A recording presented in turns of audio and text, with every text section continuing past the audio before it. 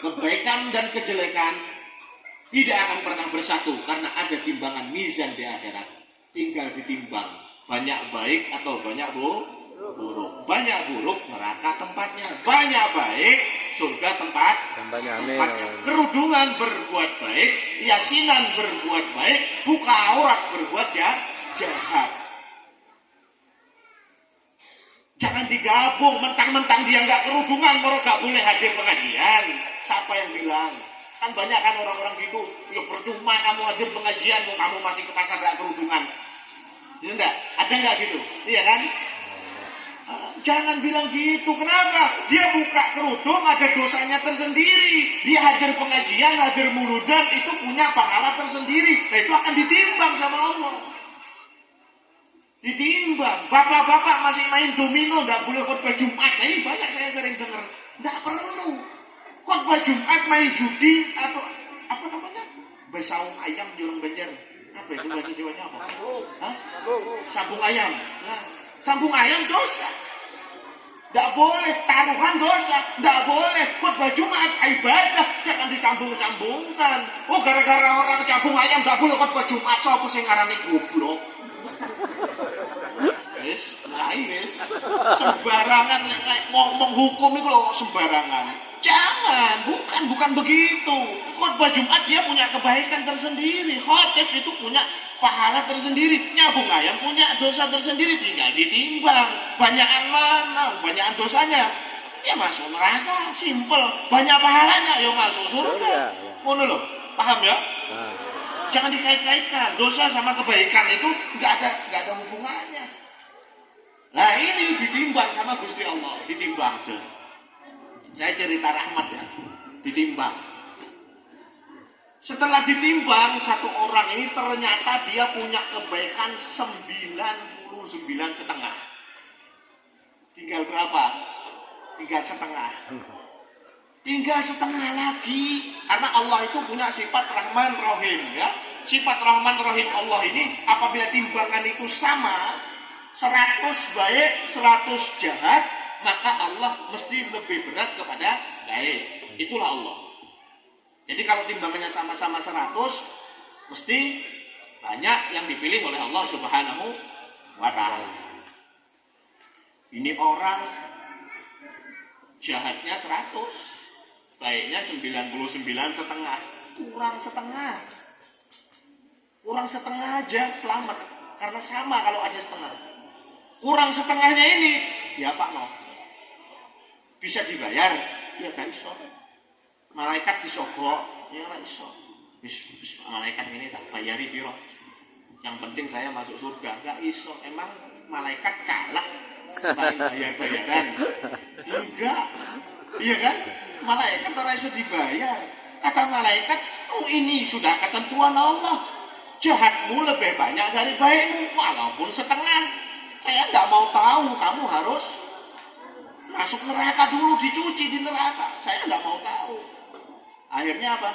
Kata orang ini, kalau gitu izinkan saya mencari saudara saya, abah saya, ibu saya, anak saya, istri saya. Saya mau minta satu kebaikan, biar lebih banyak baik daripada jahat. Malaikat bilang, ya nggak ada yang mau ngasih kebaikan di hari akhirat.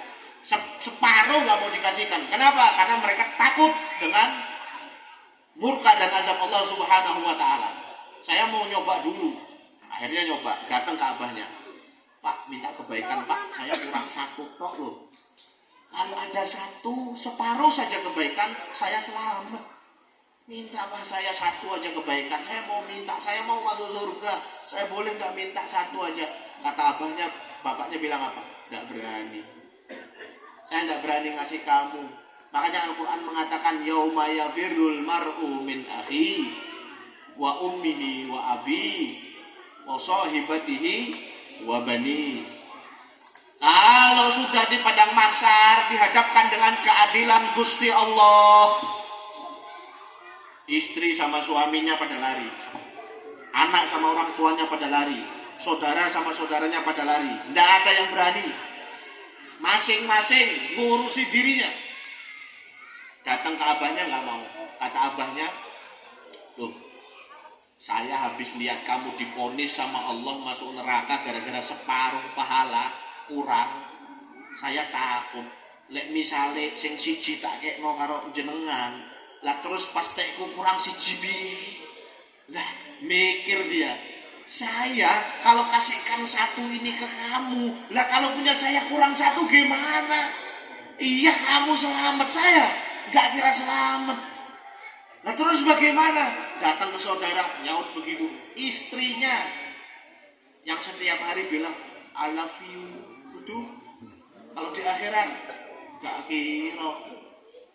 Pak, Bu, saya minta satu pahala buat saya, kurang satu. Jawab istrinya apa? Iya mas, nek neng kene tak keno siji neng sampean mas. Protekku kurang piye mas? Sampean neng swarga aku neng neraka mas. Males mas, monggo neng neraka dhewe.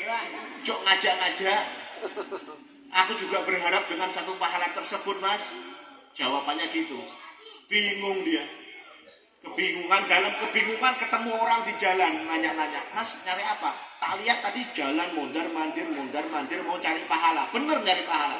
Iya bener. Kita kayak siji, lu ada orang dengan rahmatnya ngasih pahala ke dia.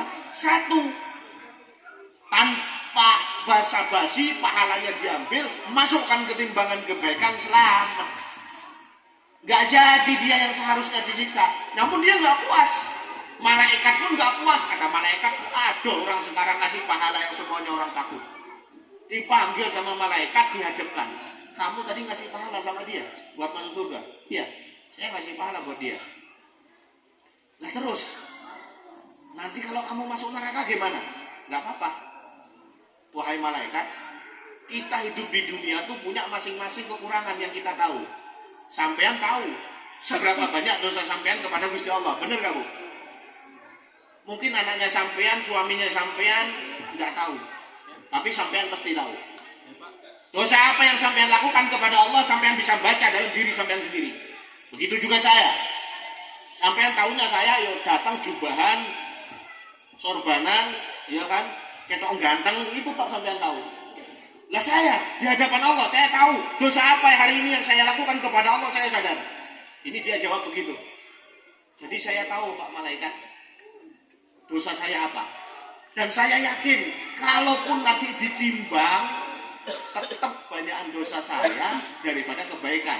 Misalkan dosa saya 60, 100, kebaikan saya cuma 60 Pak Malaikat.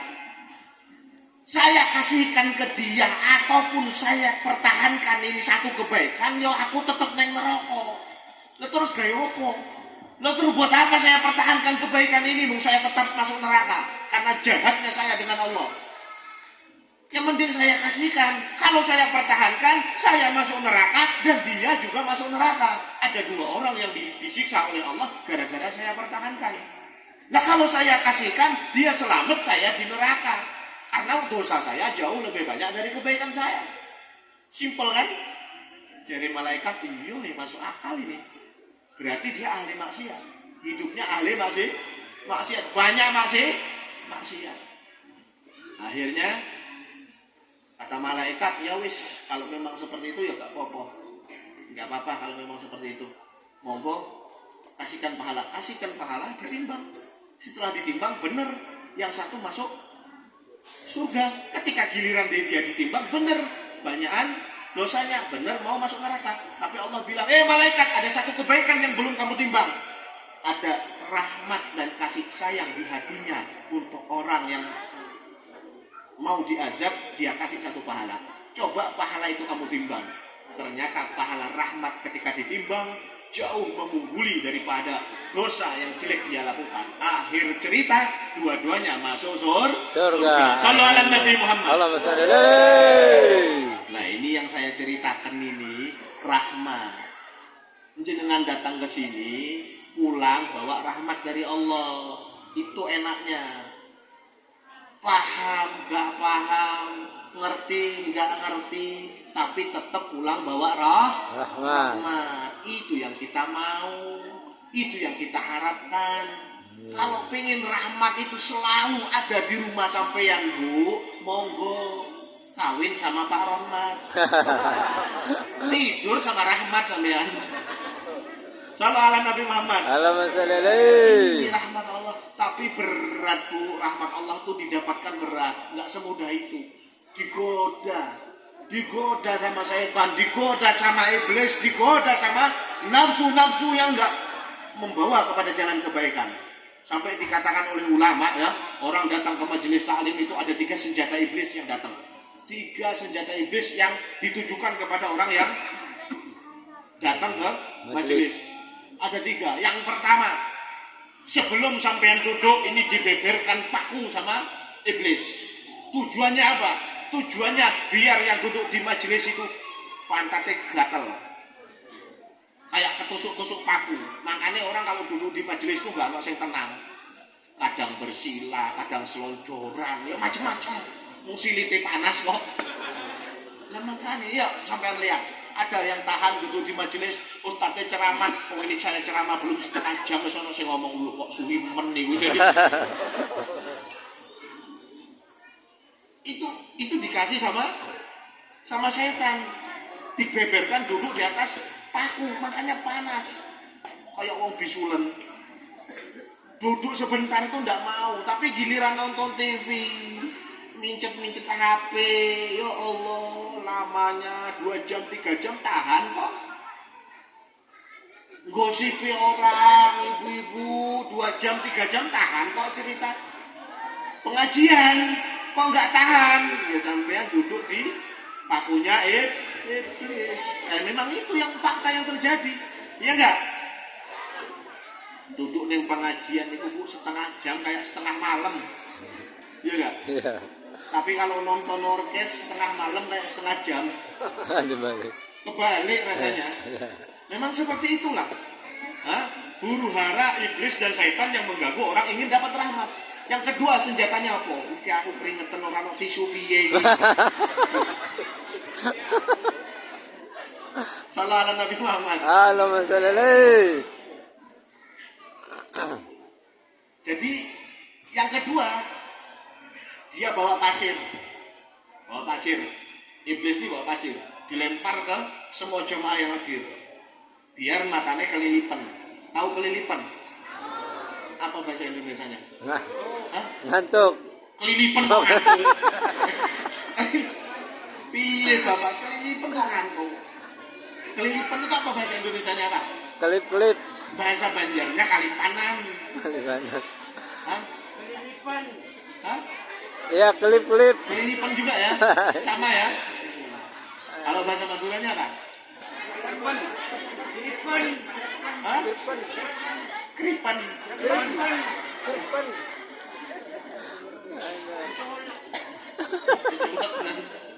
Dicolek itu apa? Oh, dicongkel.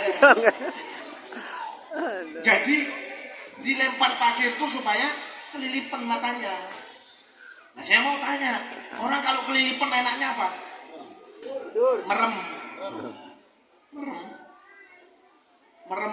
enaknya. Jadi orang kalau kelilipan tuh enaknya merem.